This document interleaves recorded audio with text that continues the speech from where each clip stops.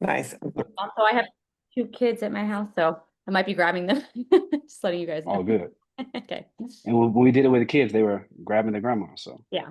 it's all good.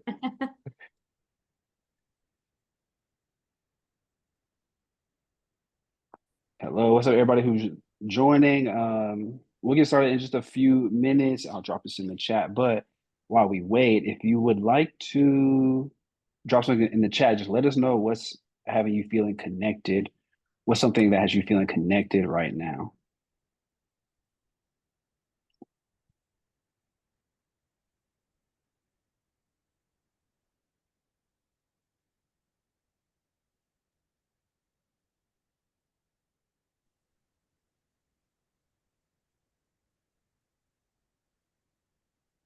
So, Happy Wednesday. There we go. Happy Wednesday, everybody. My name is Darius Fake Hair, and I serve as the proud founder and executive director of Matic Labs. And part of our work is really being able to center the voices of educators in partnership with other organizations like my good partner here, Jacob. I'll let him introduce himself and his org. But I think part of the work here is being able to follow up from our conversations with students, titled What Students Want, follow up from our second presentation and panel, titled What Parents Want, and being able to wrap up our fall with What Teachers Want. And so I'll pass the mic to Jacob, and then we can introduce our panelists. cool. Thank you, Darius. Appreciate everybody for pulling up and for everyone that's watching the recording. As Darius said, this is our third panel, and we're really excited to spend time today talking with some veterans in the classroom.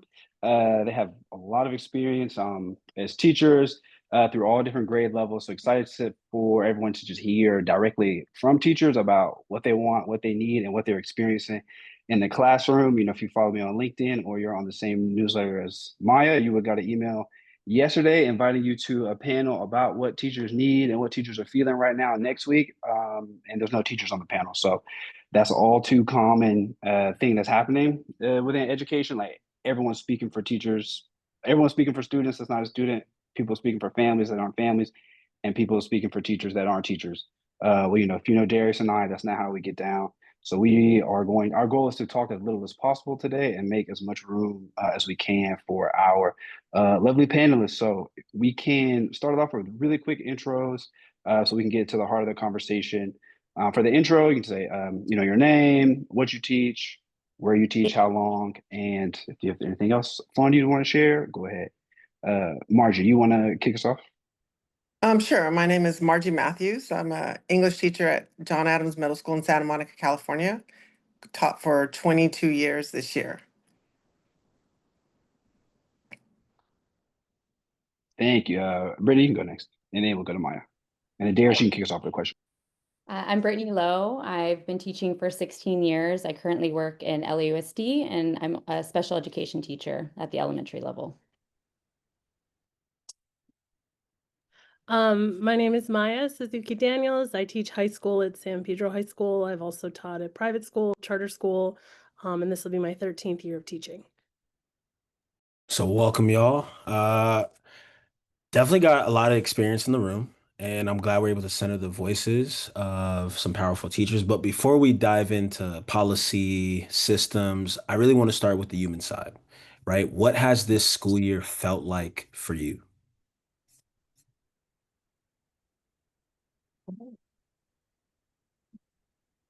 In the non-words of 6-7, um, which is everywhere. I know everyone's tired of it. It's felt draining in a way that I can't describe for some. And a lot of the teachers I work with say the same thing. Although my students are great, classes are great, with just something that we can't figure out that feels more draining than almost usual this year. Um, yeah, I agree. It's been very draining. I'm actually coming in back from maternity leave, and I was really grateful to have that time off because it's been heavy. Coming back in, we started immediately with our union blocking the doors to, send a message that ICE is not allowed in our schools. To start a school year off like that, it's just been heavy. That's just kind of been protection, shelter are some words that I'm kind of thinking of when I think about my community and how, you know, teachers are always wearing a lot of hats, and this year it's even more hats. I feel like we have to be the protection more than we've ever have been.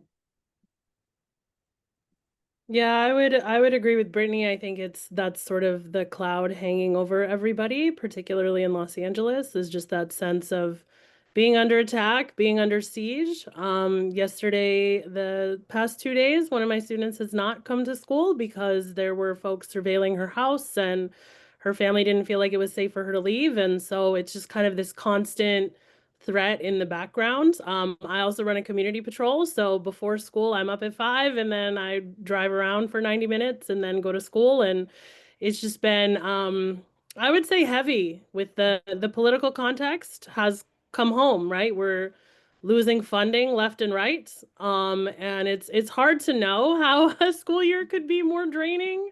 But I think the kids are feeling it, we're feeling it, just like this is not a sustainable system.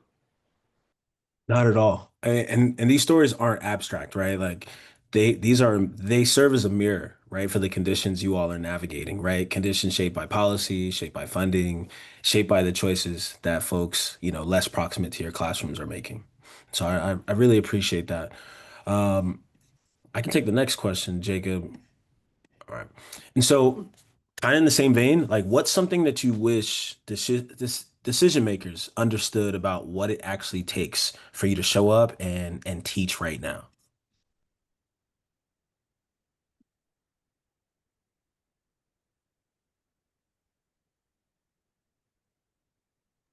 Feel free. Are we going in, sorry, are we going in order? Is it okay if I, Jump in as you see okay. fit. Because I always have a lot to say to decision makers. But I feel like, you know, there's a couple of things that immediately jump to mind. The first is like understanding that post-pandemic context is really shifted a lot. We are not the same, and kids are not the same as they were pre-pandemic. I think that everything feels like it accelerated a lot. The use of technology, but then we have these like ultra repressive policies coming from even a statewide level where it feels like whiplash and conflicting messages. I would also say that, you know, there's this idea that austerity is a given and that, oh, we have to make cuts because the federal government, et cetera, and without understanding that like there's nothing to cut. Like we're at a breaking point already. I'm not really sure what y'all are planning to cut, but if you take away our PSWs, right, and you take that's our school psychiatric social workers, and you take away our attendance counselors, you know, it's there's not a lot left because the needs are so tremendous right now. And then also, this is a big one for me, is not assuming that we can't understand policy or don't know how it will be implemented or impact our workplace. We get a lot of folks who are like, this policy is going to be really good for you. And it's like, no, don't argue with me because I actually I'm a very good reader. I'm a professional reader. In fact, I spend all day reading. I read more books than most people because that is my trade. So and a lot of that is nonfiction. And so I can definitely understand a law and I can understand a policy briefing and I can even read a budget. So I think that's a big frustration is feeling like there's like a lot of gaslighting for classroom educators and this kind of paternal idea that somebody else knows better than you when they have never actually taught in the conditions that you're experiencing. Yeah, I'll jump in on that too. I have never like the amount of respect I have for teachers and the amount of education that all of us, I know most teachers at my schools have master's degrees, and it's not always about the degree, but just the experience. Like right now, you have Department of Education for someone who's never been in education. I don't know any company in the world who a CEO would take over who's had no experience. So it just feels it's a disrespect that a lot of teachers are feeling. And when you start to really hit disrespect with people, it just kind of wears away at us slowly. And you know, every teacher's in here because of the kids, because of the student. It's a very humane job being a teacher. And that's always where the community is for me. So that's why I stay in it. But It's been hard, and we are very educated on what's going on right now, and we're not happy. And I would like to add that if you're going to pretend that you know everything and you institute these policies, then don't hold us accountable when your test scores don't come back the way you want them. Because we see a lot of, oh, we're going to do this work and we're going to do this with the kids. And we're going to do, okay, these are all going to take teaching and learning minutes. So the outcomes of that probably may be a cost, but then don't blame us because you implemented this practice with disregard for the minutes it was going to take in class. And we know that homework is not equitable, so every moment in class actually counts for the learning experience for every student, regardless of socioeconomic background, and we need every minute to get them content and assess their learning. For sure, there's a lot of gems in there. Two quick things that stood out. Maya, what you were saying about there's nothing to cut. It's like, okay, well, at some point we can't even call the school anymore. Like it's not school, it's something else. And the more and more we take away, which like the reality of it shifts. And then another point of like this, and this is true for Darius and me, like the a point about whether you may have been a teacher at some point, but if you're not a teacher right now, you're not a teacher right now. Like it's a totally different context. So some things are going to carry over, but a lot is not. So we really need the people, not just former educators, people who've studied it, but we need the people who are actually doing the work every single day to be, actually driving the policy, designing the policy. There's a couple of things that stood out there, and just to kind of to that point, like I'm curious, it's a kind of a two-part question. When you kind of set out to become teachers, like what's the teacher that you wanted to be, or want to be, and in what ways are kind of some of the friction that y'all are describing, like how is that stopping you from being the teacher that you want to be? And we all Well, teachers, so we know about wait time, but if anybody's ready, go ahead. I find that, the desire to do more liberatory teaching and learning that's freer for students to make them more future ready is highly discussed and encouraged. But when you do your walkthroughs, and these are my admin, and not, they do the walkthrough, they act like they come through all the time, but when they come through and they're not sure what the students are doing, they make it seem as though they haven't told you to go ahead and liberate the kids. So you're like, oh no, they're doing individual research on their project of choice, but it doesn't look like the same for every student, every class, and everybody sitting in their desk on the same page is the opposite of what that looks like. So, it's a conflict all the time, and you're always wanting to do what you want to do as a teacher, but afraid to some degree that you're not getting them everything. And so you almost teach in two different ways. I keep records to show I've taught this standard, this is what they did, this is how I assess them. But then I'm also trying to liberate them for their future ready skills. It's difficult. Yeah, I completely agree with that fear that we live with all the time. I don't know any other job that is so heavily surveilled or where you have weekly professional development. Like my mom is a physician and she would have to take a course like every 6 years and she would complain. And I was like, well, the assumption is always that I can take care of 150 kids, but also that I never know what I'm doing. Like, no Right. matter how many years I've done this, no matter what I show, it will never be good enough. There's always going to be somebody who is coming in with a PowerPoint to tell me everything that I learned in my teaching credential program. Thank you. And I think on that, like just the two things that I'm thinking about, like one connects with what Margie was saying around feeling like I got into this for social justice and liberatory, really teaching critical thinking, right? And it can be applied in a variety of contexts. Like I don't want to predetermine, causes or politics, but also there I go trying to already kind of manage my language because the censorship has gotten really, really intense. I teach in a pretty diverse part of Los Angeles, and every single year it's not students, it's parents that want to see my unit and they want to come in my classroom and question the decorations and what are we reading. And Just questions that are really ideologically loaded and really sow a lot of distrust in terms of the profession. So I think that's been a big one, and that, you know, mirrors what's happening on the national stage. It kind of really kicked off during the pandemic, and we've seen that really intensify, even within like state laws and district policies.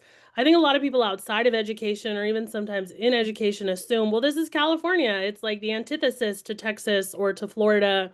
And I will say that is absolutely not true.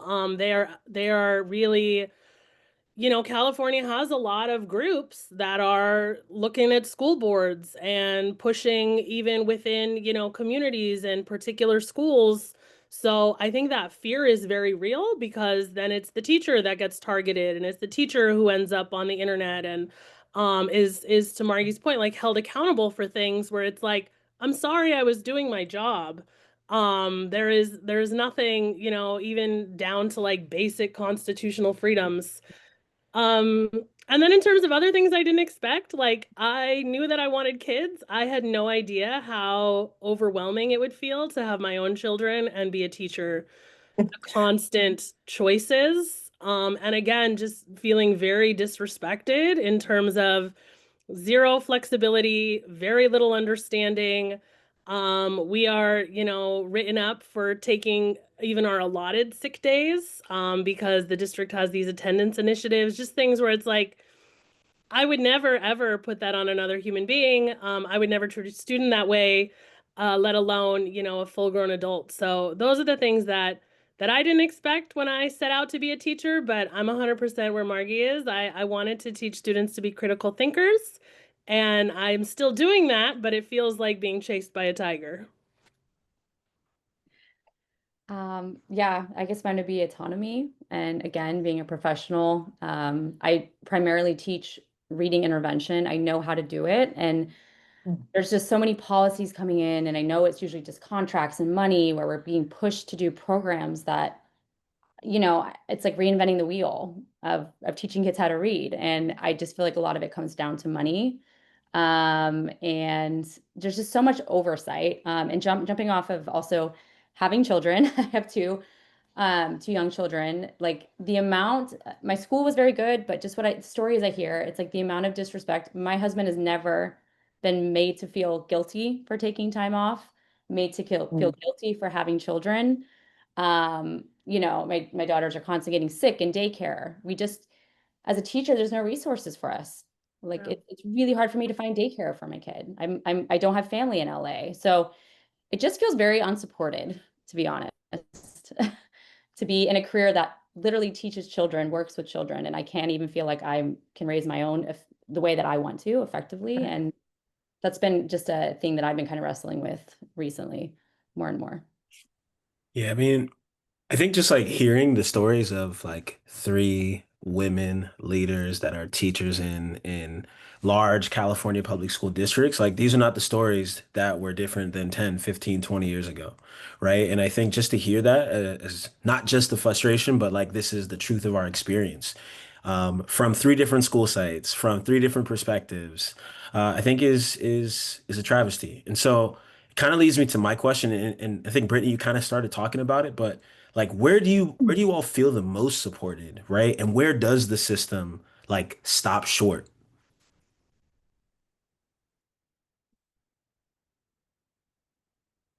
I actually feel most supported by the students. And that's through validation and appreciation. And it's hard to convince a 13 or 12-year-old to say, thank you for teaching us a story. Or I really like, you know, that they enjoyed it, or I learned a lot, or can you show me again? Um, when they really want to learn still, and they still really understand your purpose in the classroom, and then okay, often say thank you. And then that's enough, because if you're enjoying this and you're learning, and I'm doing what I set out to do, which was to make school more enjoyable and experimental as well as educational, then I can do that. I isolate at work a lot because of all the outside things, and then I just work in my little bubble. I feel like it's safest. It's the most positive place. I get a lot done, and then I interact with students, and I I won't forget my joy of teaching. I won't let myself.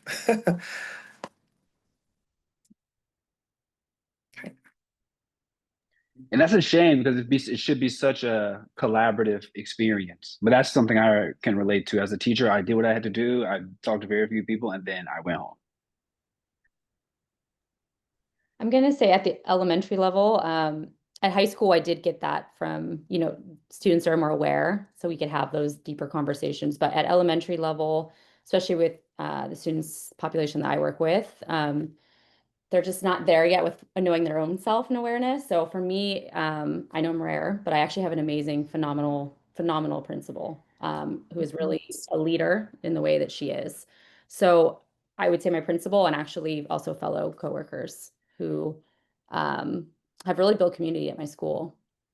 That's who I feel most supported by. Yeah, I would also say my colleagues. I'm also very active in my union, which is helpful because then you can take those problems and feel like you're productive and you're using it for social change. And I think the biggest opportunity that it's given me is around like my own leadership development and learning to, advocate for policy, understand my contract, become a better communicator, even like lobbying, like both UTLA and CTA. CTA has really pushed me to learn how to speak in public, beyond just a room full of teenagers, but how policies are made and pushed. And so that's my professional development is like, tell me why things are the way they are and what I can do to change them. And then I would also say I would also like agree with Margie too, again on the students, and particularly for me a lot of times it's alumni who will write back. I would say every couple of months I'll get an email from someone that's like, I just wanted you to know I thought of you during this, or I used that. And so it affirms that, sometimes I'll tell the kids in my classroom, like, I'm not teaching you now, I'm teaching the you that I can see in the future. I'm teaching the you that is going to be able to get an A in your freshman composition class. Like, you're going to hate my class because it's really challenging. But I mean, I've had a lot of alumni come back and like, hey, you know what? College was not as that hard. And I was really surprised. And I'm first gen and I couldn't believe, but we learned in your class. And so, thinking forward all the time for them. I think that's what teachers do, right? That's our gift is we see so many students. So it's not so much that we're not as in like we aren't as invested in their parent as their parent, but we've seen so many students, we know sort of like, here's what the path looks like, here's the pattern, here's the trajectory. Here's what our school is, here's where our school is failing you, here's where our systems are failing you. What can I do on this human to human level to ensure that maybe you have a different outcome, right, than what we're seeing or what we're accepting as normal. What's it going to take to ensure you don't end up on academic probation? What kinds of things can I give you? Can I give you AP credit? Can I give you, not the skills more than anything else to really do super well on some of these tests, which gives you the confidence to apply places you didn't think you would. Can I help you write a really strong essay to get these opportunities? So I think we're always thinking about like students, not just as they are in their classroom, but who they could be in terms of their potential. And sometimes I know that's really hard for students because they'll tell me like, well, miss, I'm not that smart, or I'm just lazy, or, I'm gonna work here, I'm gonna work there. And I'm like, yeah, I don't want to invalidate, that. But also I can see a future for you, which has possibilities and resources and access, and it is to me part of my job to ensure that you get there. And then if you make your choices, you make your choices. But I think those affirmations from alumni are what keep me kind of hooked even when the kids are just yelling 6-7 all day. Yeah, I might get tired of the 6-7 at some point, maybe like after November. But I think what you're like surfacing, Maya and Brittany and Margie, is like as educators, right? You're part of your role is also shaping the mental models of students and like how they view themselves, right? And like recognizing where they are today in 2025 is not who they're going to be, 10 years, 15, 20 years down the line. In our first panel, we had a former student of mine in this space, and so that really resonated with me. So I just appreciate you all. For sure. Yeah, and then my what you were sharing about how the alumni and the kids kind of let you like they come back and let you know that you had an impact on them. As Darius's former teacher coach, every time I get to talk to him and see him growing, I get that same feeling. No, just kidding. He's taught me maybe more than I taught him. But Brittany, something you were saying, this is not even one of the questions that we prepared, but it kind of made me got me thinking about it, like the importance of the leadership in the school. So we don't have to talk about your specific leadership, just broadly speaking. Um, as teachers, like what is it you need from, like what is it you like to see from the leadership within your school that would help you actually be the teacher that you want to be and the teacher that your kids need you to be?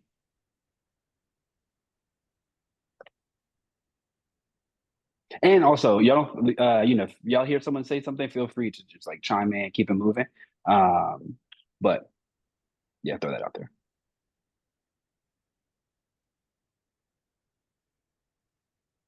I still think leaders need to remember the goal and the job of the classroom teacher amongst 32 kid to 34 kids. So you're wanting me to lean heavily into this child's minor issue right now when I have students waiting is, they're waiting for, she lost her lunchbox. I need you to see her. That has to be taken care of by you because you're on lunch duty. I have to take care of the 31 kids in class and I'll wait for my 32nd. But we have a lot of people, and this is not a put down of social, emotional, or mental health, anything. It's just they want you to coddle this aspect so much. And I love it, and it's great for kids, I believe. But I have a goal of doing, as Maya said, preparing them for their educational success in the future. And I can't mess with all this, the tiny things myself. Fortunately, you have all this mental health money and counselors on campus. I would like for you to encourage them to take care of this problem while I go and teach my students their lesson in this moment. They're waiting for me. And our school's very into that social emotional support. And I get it, but I can't be the one to do that all the time. I can do it one to one in an instant when I'm not at the podium, but it's not my first thing I can do every single time. And it's getting to be like feel like that's my job more than anything else sometimes. Jumping off that, I know a lot of special education teachers feel like this. Any any little conflict, we're kind of sent to put out the fire, and there's bigger issues at play. Mental, there's lots of there's just so much. We actually don't have a counselor at my school. We have a counselor one day a week. And so I do feel this pressure from a lot of teachers that we're really playing that role as well.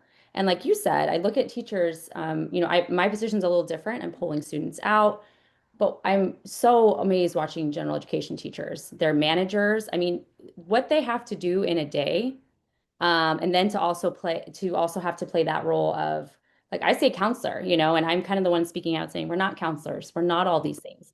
I wasn't trained to do that, right? Of course, we love our students, and every teacher is going to step up and be there for our students. But like you're saying, there's so many other roles that we have to also play. And the mental load, it's a lot. It's a lot. So really having a leader who can understand that, my principal, thank God, is very good at this. She knows how to take initiative and really how to delegate roles. But again, I believe her as a leader is very rare to see that in education these days. We have a lot of administrators who are very out of touch with that, haven't been in the classroom in many years, and it's easier for them just to say, you deal with it. And it's a lot. We're dealing with a lot. Yeah, I would say there's like, you really find principals that fall to one end of the spectrum, either not dealing with everything or like the micromanager, and like having to find that balance where it's like it's the delegation and it's the support, right? It's the coaching of a full staff. And people skills. Like if you want to lead a team of people in an ecosystem made up of people, you're going to need some people skills. Yes, exactly. I would say for me, the number one thing is like, can you teach? And I don't like, sure, it helps if you come in and you lead a class and you show me how you want a strategy, or you're offering and you're on deck and you can build relationships with students really quickly. Nothing is going to lose you respect in front of your staff more than if you come in a classroom and the students don't respect you. Right. Right. So if you as an administrator come in and you're piling it on me, but I'm like, they're not listening to you. So I think that's really important is like you have to be a role model. And I get it. It's a tough job. I would never want that job, but you applied.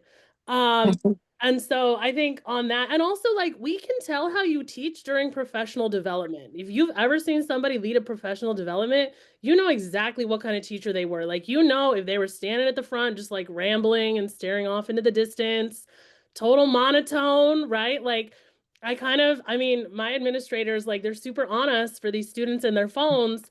I'll look around at PD, I'm like, this entire room is on their phone. So, you know, draw what conclusions you will. You want me to be more engaging than TikTok, but I'm definitely going to be answering a bunch of emails because this is not worth my time. So, Government doesn't want to see my. Dang, Maya's principal must have got a hold of the Wi-Fi. She cut us off. um, No. you know, hopefully she come back. I definitely want to give her a chance to rap, but I oh, think am I back? Okay. you're back. You're You're back. back. Okay, Your I phone is back froze like on. mid rant. It says my connection's unstable, so we'll see. It was probably my administrator. No, just kidding. He said the same thing. We thought that. I was like, I got two more bullet points. I think the second one is you need to always have teachers back when it comes to parents and students. Don't ever, ever, ever throw your teacher under the bus. You could throw them, you know, you could come at me later. We can have a very in-depth conversation later. But it's the same thing as like in front of students. I tell them like you're not gonna win because there's authority and there's power in play. And so if you want me to feel supported, then you have my back. I don't care if I messed up. You just say, yeah, we will talk to the teacher, but you know, all of our staff care about our students and we're doing what's right. Like, don't throw teachers under the bus. And then the most important thing is answer your emails. Like, this is a very basic skill. And I remember there's a teacher I taught with, she taught almost 40 years. And she said the only bar she ever had, the only wish she ever had for an administrator was if she could just get one freaking principal that answered emails. That's all. That's a low bar for 40 years as an educator, right? Wow. Um, I feel like there's like so much there, but it feels like there's not just there's critique of the system and everyone's experience of it, but also it sounds like there's some hope for like what you would want your experience, your role. And I think a lot of times we don't recognize not only are you teachers charged with developing the minds of the future and cultivating the hopefully a positive outcome for our country and our world and our society, but you're also like part of a workforce, right? And so I'm really curious around like if you could design something at your school site, in your school community, in your school neighborhood, like what problem would you all want to tackle first and why? And while y'all think about that, we got two questions in the Q&A, so we'll definitely not right now, but we'll get to them. So if anyone else has any other questions, please drop them in and we will make sure to ask them. It's another teaching technique. Say something else while people think. Still got a couple skills from back in the day. Pre-pandemic. It's a little different now.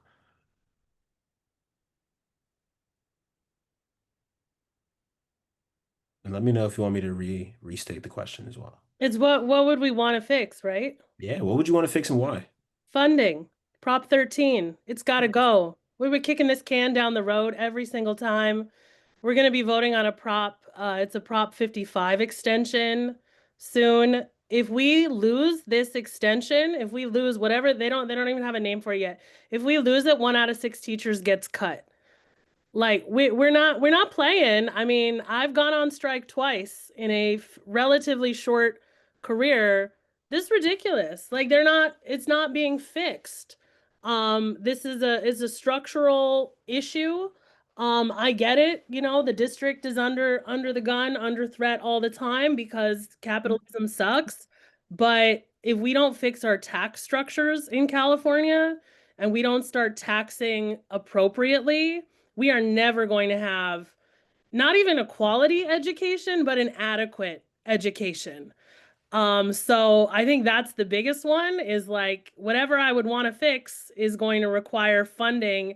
And I'm not talking short-term stipend grants, oh, it was in the budget this year. We can help Black students this year, but maybe not this next year. We can build it, but then it's going to get defunded in 2 years. Long-term structural systemic change is absolutely essential, which means that we're going to have to get into the numbers. And we as teachers are doing it. Teachers unions are doing it.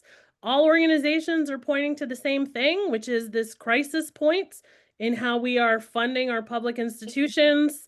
But we keep making excuses and we keep trying to avoid accountability. So if I have my 2 minutes on a panel, that's got to be it. We have to restructure how we fund schools.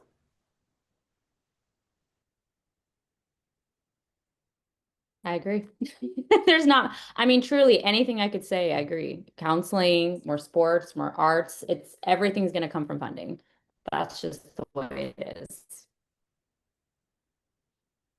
And mine had to do with funding as much as, can we do anything to not rely on us teaching to the test to get funding?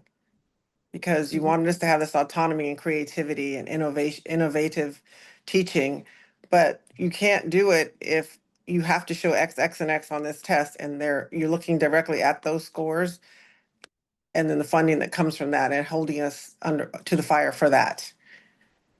I think something I'll add to that really quick, Margie.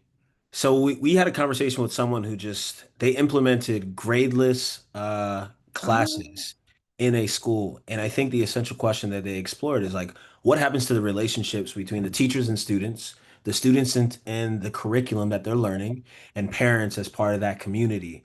And I think the outcomes were about like 92% graduation rate and 96% acceptance to a four-year college or career, and those teachers then looped with the students all through high school. And so I think there's a lot that we can pull from. But I saw, Brittany, you were going to chime back in. Lost my train of thought, but I love what you just said. Yeah, and then there's people out there like maybe running organizations or working at foundations who are like, well, like what can we do about the funding? I feel like a lot of the funding that's like coming from, especially once your organization or foundations reach a certain size, like your money is coming from people that can be influencing these policies, these like funding policies. So like, right. sure, you may or may not write the law, but you definitely have your institution can influence these people that do influence and do have an impact on the law. And so I think my charge to them would be say no to their money. If you're that type of institution, like put your money where what is it? Put your mouth where your, never Money mind. where your mouth Put Money your where your money. mouth is. Yeah, exactly. I'm like, dang. There was another phrase my mom used that started with that, but it's not safe for this webinar.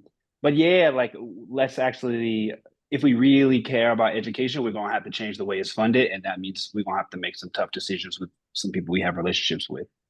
I mean, maybe just one quick piggyback to that, Jake. I also realize like as outside organizations, community-based organizations, or any foundation or like, philanthropic team, it's also like how do we begin to start interrogating and challenging where our current strategy or investment feels out of sync with what we're hearing, right? If we say we care about students, if we say we care about teachers, if we say we care about the communities in which we live and serve, and there's a big push to go out and vote yesterday. But like this is also part of that civic engagement and that work is making sure what we're funding, how we're funding, and the frameworks we put out there are actually in line, lock and step with teachers like Maya, Margie, and Brittany. Yeah. My little soapbox, I ain't trying to get too far in that bag, y'all. Apologies. But maybe this would be I think there's one more question. One question in the chat. Thinking about really new teachers, those with the least power, how would you suggest they approach change, principals, and or other leaders, right? As they start to get clear, their clear credential, as they start getting clear on these real boundaries. So advice for the newbies, as they navigate systems and power in their experience. I think it's to stay true to their personal philosophies of teaching and their personal goals and aspirations for their teaching. And within that, you start approaching change and the evolution of education as it's going to evolve, and as it already has and will in the future. But I think you have to stay true to yourself first before you fight for something, and definitely work your 3 years till you're tenured. Sorry to say that, but it has to be said. You don't want to get crazy in year two. Um, but then also I have never felt less secure. And I'll give you a quick scenario about my job. And it's not because people threaten me. There's just so many things going on in the world. But my district circulated a handout yesterday about ICE. And if you see ICE do these things, right? And they gave you a list of things. But then on the side of it, it said salute. It was an acronym for salute, and everything that you did was this. But so it just said ICE at the top, and then it said salute. And I'm like, nobody looked at this and said this basically implies we should salute ICE when we see them.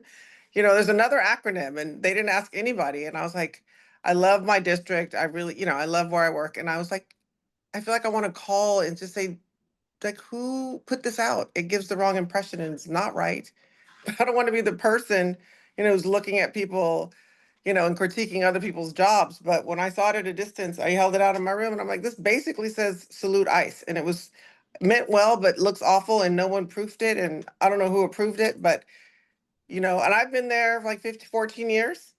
Should I call my superintendent? I'm like, I don't feel that safe because I feel like Black women are losing their jobs. Teachers are losing your jobs. People who have all kinds of affiliations that you may not be familiar with. So it's very scary time to voice your opinion. I personally think.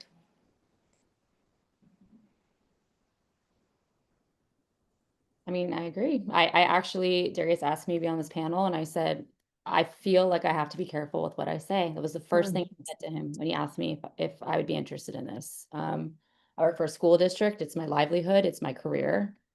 It's my insurance for my kids for health. Like, this is a real thing. Again, and then I compare it to my husband. I'm like, you don't feel like this at work. This is how we as educators are feeling. It just feels, yeah, it feels a lot, like a lot.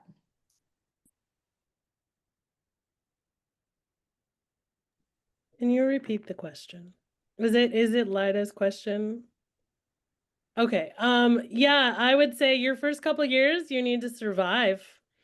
Nobody's expecting more than that. My husband's in his first year teaching middle school. He's being eaten alive. And I keep telling him, I'm having like flashbacks. I'm like, oh my God, like I don't want to talk to you about this because like the trauma's coming back.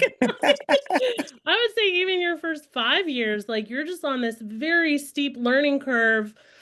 And beyond that, I mean, my major advice is find a veteran teacher.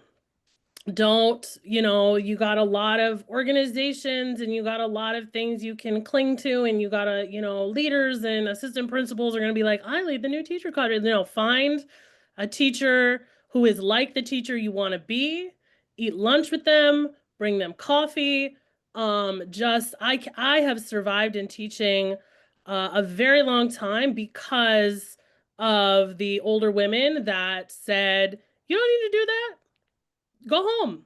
They would stop by my classroom, get out of here, go home. They still, don't you have kids? You need to take time off and be with your kids. Like, why are you here sick? So they will get you through. They will be that voice that just keeps you sane and keeps you grounded and keeps you healthy. I think that's really important. Especially, I'm an organizing, like I'm coming from an organizing background. That's a lot of what keeps me safe and also what keeps me engaged. And honestly, what keeps me in the classroom is feeling like, yeah, I'm part of this ecosystem, and what I do outside the classroom matters to what I do inside the classroom and vice versa. So I think on that note, like find other people that are going to fight with you. I'm seeing some questions in the chat about, well, what else can folks do? There's 5 UTLA rallies tomorrow. We are gearing up for a fight for our healthcare. Healthcare is the only reason that teachers choose Los Angeles Unified. All of the surrounding districts pay quite a bit more and don't have as really harsh working conditions as LAUSD. So we're fighting for our healthcare, and then we're fighting for some really basic things in our contract, things that when I go to other states, they're like, oh, what? You don't have that. And I think that that's really important for people to, as we see different, oh, I cut out again. No, I'm good. Okay. As we see more and more, people really have an aversion to unions. I get it. Like they can be really big and bureaucratic and mirror the district in all those ways as well. But I'm on UTLA's bargaining team. And I will tell you that it's a hot mess, but it's teachers and it is our voices. And when those contract demands come through and that platform comes through, there are no secrets here. That is what your teachers want. And we are willing to give up pay and strike for those demands.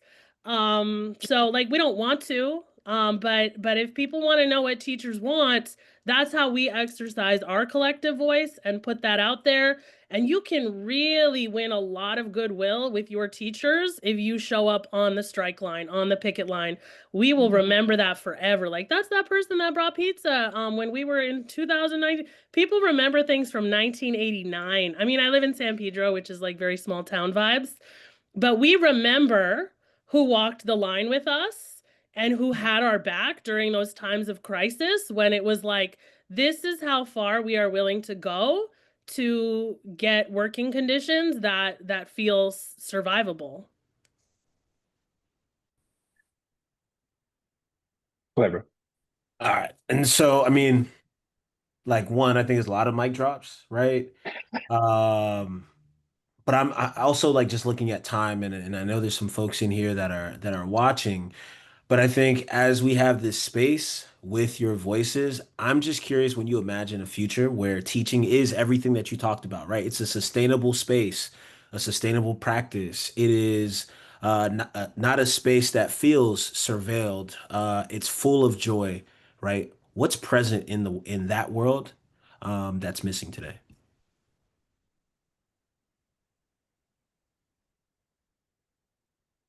Trust, autonomy, and respect. Post-pandemic, I don't know what shifted, but I think we were heroes at the beginning. And then when it went on, people were like, oh, they just don't want to work. And that negativity kind of, I feel like they've kept a negative attitude toward, our nation traditionally has looked down on teachers. Let's just call it what it is. They don't make any money. They don't know what they're doing. They failed at everything else. Never mind, you made it where you are through the help of and teaching of a teacher, but we want to put you down. But there's like this idea that we're not knowledgeable, respectful, trustworthy, and educated enough to carry our students through the next generation. When, as Meyer said, our goal is for you to be successful in your future. So you can't tell me I don't have those goals for my students every day. You should respect that and cancel all these Friday meetings where you're not really teaching me anything, just holding me in a room. Let me go be creative and innovative, like you say you want, and I also want from my students. Sorry, Marjorie, I just had some trauma. We would have a half day on Friday. Kids leave at 12, and then you got PD from 12 to 4:30 on a Friday. Like, what are we doing here?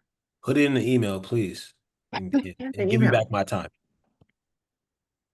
Yes. And because there's new teachers on, I'm not going to say what you could actually do during that time in the room where they're holding you on a Friday. You just get all your emails done for the week, get some Google Chrome on your phone and, create some stuff. But yes, Yeah, that's my grading and planning time. Like that's my paid time. I will do kids come first. I would say also, yeah, let us live.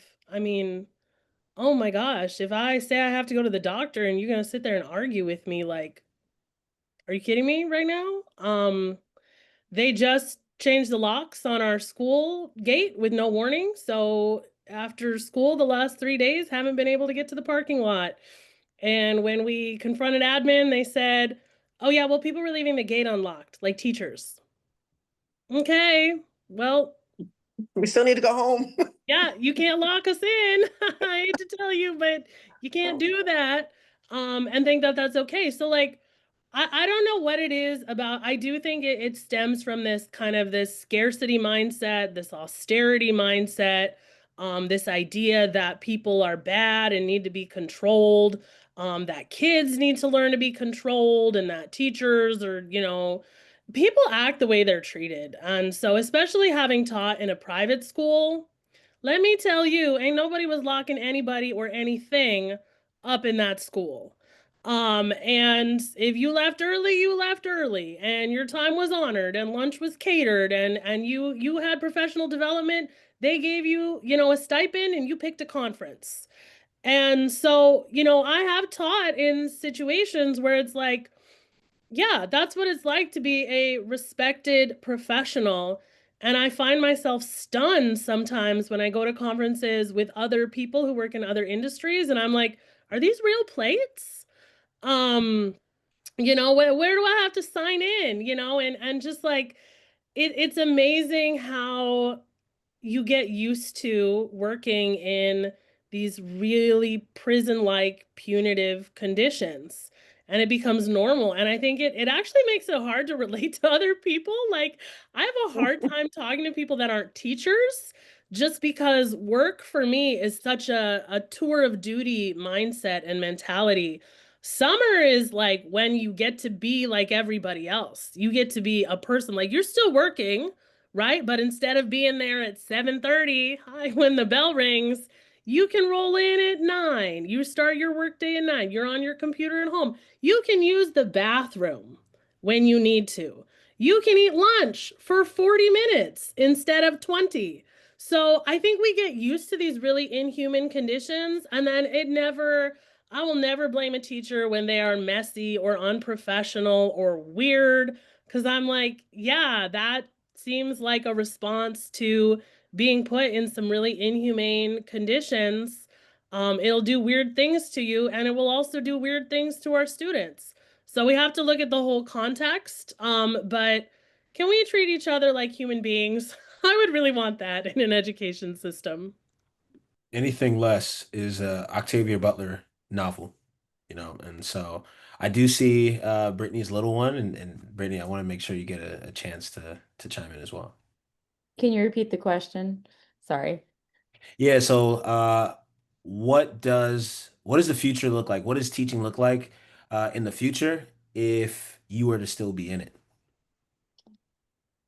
I mean, for sure. Ooh. I mean, I'm just going to always go back to community. That's why I started as a little girl, I always wanted to be a teacher and what I thought that was going to look like. Balance with my family, like, and that's the biggest piece I see missing. There's just such a disconnect with students amongst themselves, with teachers, admin.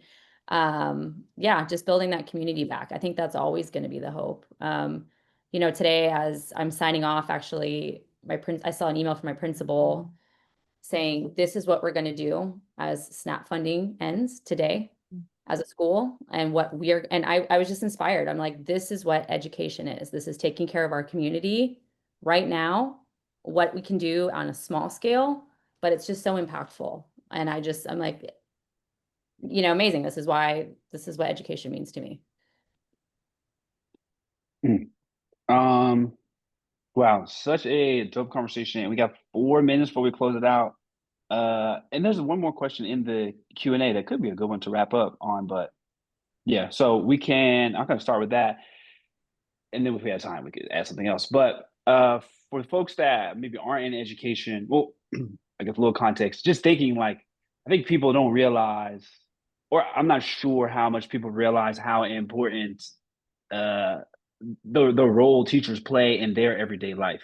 Even if you have kids, you don't have kids, you have a relationship, like you have a connection to the school or not, like the teachers have a direct impact on your life. Like they're helping raise and develop the people who you're going to be in community with.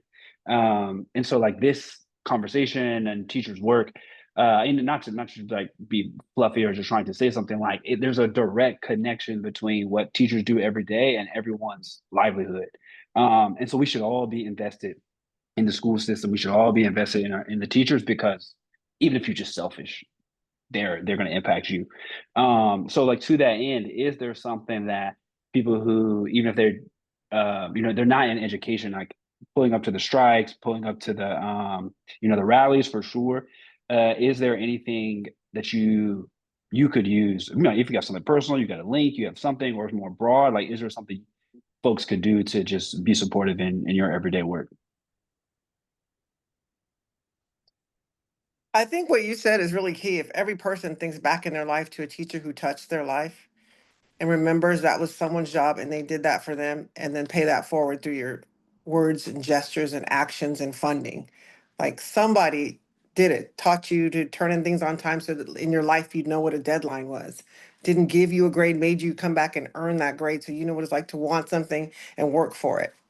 You know, taught you to engage in literature in a way you never thought, and that piece of literature taught you a lifelong lesson that you now live by. That would be great if people just tap back into their lives and said, "Oh, I remember my teacher who did this for me. Let me take this action towards the education system and teachers and all the things."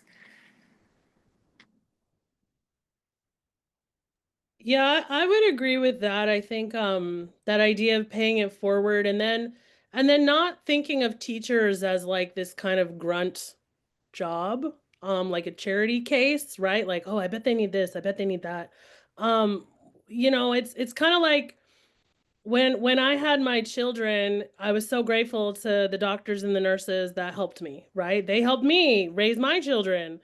And I didn't send them a webinar, right? Like I didn't send them a link to a conference. Um, I didn't try to recruit them for a fellowship. I sent them some pastries and a really heartfelt thank you. So like can you express your gratitude in a way that feels like it doesn't come with some kind of implication that you need help or you're not doing good enough or you're not a professional. I think we miss that a lot of times. So a lot of the times the things I'll get, I'm like, yeah, you could have just said thanks. You could have just sent me a pack of expo markers, a pack of paper. You know what I could really use is tissues. You want to pull up to any school and help, drop off a big old value pack of Kleenex because we never have enough Kleenex and Clorox wipes. And those are things that are actually really hard to buy with school supplies. And then I'll also say like that relationship with people is really important. Like the most impactful teacher gift I ever got was a mom took me out to lunch because she was so grateful that I had helped her daughter. And it was like she gave me this lifelong gift of her time. She bought the meal, but it was like I want to get to know the person who has helped my daughter this year. And I will never forget that because it felt like she was treating me as an equal. We were on equal footing. This was when I was at the private school, by the way. So it was like, there were some class implications, but it was like, let me thank you through, some basic stuff, some food, some time, and let me actually build a relationship with you so that you know how much you meant to my entire family. And so treating, again, like you would want to be treated in your job. How could your boss help support and thank you? We are no different. The little appreciation goes a long way. I mean, yeah, and we keep saying this word respect, but it's also just like trust. Like, trust me, I got your kids just as much as I trust her teachers right now. Just that, just if someone can trust you, it feels like respect. It feels like I got you. I'm gonna do the best and trust you with my kids, trust me with your kids.